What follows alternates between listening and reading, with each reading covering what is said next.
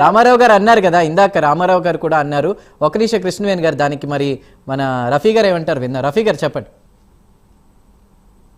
ఏమండి, ఇందాక సైదా గారు మాట్లాడుతూ 22,000 కోట్ల రూపాయలు రాయితీలు ఇవ్వాలా ఆ గూగుల్ సంస్థకి అని చెప్పి ఒక ప్రశ్న వేశారు. ఇవ్వాలి ఖచ్చితంగా. ఎందుకంటే గూగుల్ వర్కింగ్ స్టార్ట్ చేసిన తర్వాత సంవత్సరానికి 10,000 కోట్ల రూపాయలు జిఎస్టి ద్వారా మన రాష్ట్రానికి ఆదాయం వస్తుంది. రాష్ట్రానికి ఒక సంపద సృష్టించేటువంటి ఒక సంస్థ అది. ట్యాక్సులు కడతారండి. రెండోది ట్యాక్సులు 10,000 కోట్లు వస్తాయి. రెండోది ఉద్యోగ కల్పన. ఈ రెండు దృష్టిలో ఉంచుకొని చంద్రబాబు నాయుడు గారు, లోకేష్ గారు పరిశ్రమలు చేస్తారు తప్పితే ఉద్యోగాలు రాకుండా రాష్ట్ర ఖజానాగా వాళ్ళకి పెట్టేసి ఎందుకు పెడతారు? ఆ మాత్రం ఆలోచన, ఆ మాత్రం దూరదృష్టి చంద్రబాబు నాయుడు గారికి ఉండదా? ఆయనకు ఉన్నటువంటి అనుభవంలో ఇప్పుడు కియా పరిశ్రమ ఒకటి చెప్పండి. 75% కూడా స్థానికులే ఉద్యోగాలని చెప్పేసి వినిపిస్తుంది. నిజంగానే అది ఒకవేళ కంపెనీలు బోర్డు తిప్పితే అప్పుడు పరిస్థితి ఏంటి? ఏమంటే మా ప్రభుత్వానికి ఉన్నటువంటి ప్రయారిటీ 20 లక్షల ఉద్యోగాలు కల్పన చేయాలని మేము వాగ్దానం చేశాం.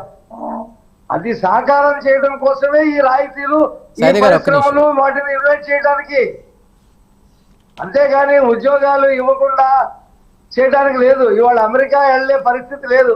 ఇక్కడ చదివినటువంటి ఇంజనీరింగ్ ఏ విద్యార్థులు అమెరికాలో రాలేడు. ₹1,00,00,000 కట్టాలా అక్కడ వీసా రావాలంటే.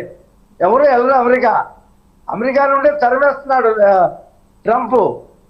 ప్రపంచ దేశాల్లో ఆస్ట్రేలియాలో కానీ లండన్లో అమెరికా సంగతి పక్కన పెడదాం. అమెరికాలో కూడా ఈ కంపెనీల వల్ల వాటర్ ప్రాబ్లం వచ్చిందని విన్నాం.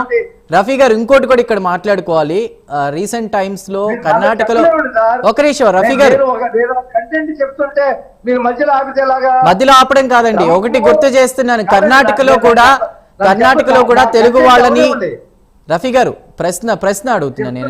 అదే మాట చెప్తున్నా, తెలుగు వారి గురించి చెప్తున్నా, వినండి. రఫీ గారు ప్లీజ్ కంట్రోల్. రఫీ గారు ప్లీజ్ కంట్రోల్. సైదా గారు కూడా అడిగారు. నేను మీకు ఒకటి గుర్తు చేయడానికే ఉన్నాను బాబు. నేను ఆ మాటే చెప్తున్నా. చెప్పండి. ఇతర దేశాలు వెళ్ళడానికి అవకాశాలు మూసుకుపోయినాయి.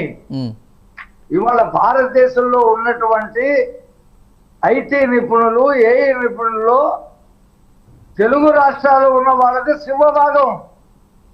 అమెరికాలో కూడా 30% మనమే ఉన్నాం ఇండియన్స్ లో. కాబట్టి చంద్రబాబు నాయుడు గారు, లోకేష్ గారు ఈ తెలుగు రాష్ట్రాల్లో ఉన్నటువంటి తెలుగు వారికి ప్రాధాన్యత ఇవ్వాలని ఈ ప్రాజెక్టు ఒకటి కాదు. రేపు ఇప్పుడు కాగ్నిజెంట్ వచ్చింది, టీసీఎస్ వచ్చింది, రేపు ఇప్పుడుగా 100 పరిశ్రమలు వస్తాయి వైజాగ్కి. ఆ గూగుల్ వాళ్ళు కూడా ఆలోచించింది ఏంటంటే అమెరికాలో కూడా ఈ తెలుగు వాళ్ళే మన కంపెనీలో పనిచేస్తున్నారు 30%. ఇప్పుడు అమెరికా పిలిచి అక్కడ పెట్టలేము వాళ్ళని. ట్రంప్ ఒప్పుకోడు, ₹1,00,00,000 కట్టమంటున్నాడు. అదేదో తెలుగు రాష్ట్రాల్లోనే ఒక చోట పెట్టేస్తే వాళ్ళనే ఉపయోగించుకోవచ్చు కదా అని చెప్పేసి గూగుల్ ఆలోచించింది. ఇలాంటి నేపథ్యంలో ఈ ఉద్యోగ కల్పన కోసం పెట్టినటువంటి ఈ గూగుల్ ఇప్పటిగా ఆ హైదరాబాద్ లో ఏ రకంగా అయితే ఒక కంపెనీ పెట్టిన తర్వాత మిగతా కంపెనీలన్నీ ఎలాగొచ్చినాయో సాఫ్ట్వేర్ రంగంలో ఇక్కడ కూడా అలాగే వస్తాయి. అది అప్పుడు చంద్రబాబు నాయుడు గారి కృషి, ఇవాళ లోకేష్ గారి కృషి. కాబట్టి మొన్న సంతకాలు అయినాయి, ఇవాళ ఉద్యోగాలు ఎన్ని చెప్పమంటున్నారు. వైసీపీ నుంచి మార్గాని భరత్ ఆయన కూడా కొన్ని కీలక వ్యాఖ్యలు చేశారు. హైదరాబాద్ లో చంద్రబాబు నాయుడు గారి కృషి లేదు ఐటీకి సంబంధించి అని. శంకుస్థాపన వేరే వాళ్ళు చేశారని. మీరు ఇవాళ ఈ కాస్త డెవలప్మెంట్ కే ఇంత గంగవేర్లు పడిపోతా ఉంటే రేపు 27లో పోలవరం జాతికి అంకితం చేసిన తర్వాత, అమరావతి ప్రారంభమైన తర్వాత, రేపు 26లో భోగాపురం ఎయిర్పోర్ట్ వర్కింగ్ లోకి వచ్చిన తర్వాత, రేపు ఏప్రిల్ నుంచి రైల్వే జోన్ ప్రారంభమైన ఓకే తర్వాత ఓకే సైదా గారు మీరేమంటారు అంటే ఇది ఒక్క నిమిషం రఫీ గారు సైదా గారు మీకేం ఉండదు.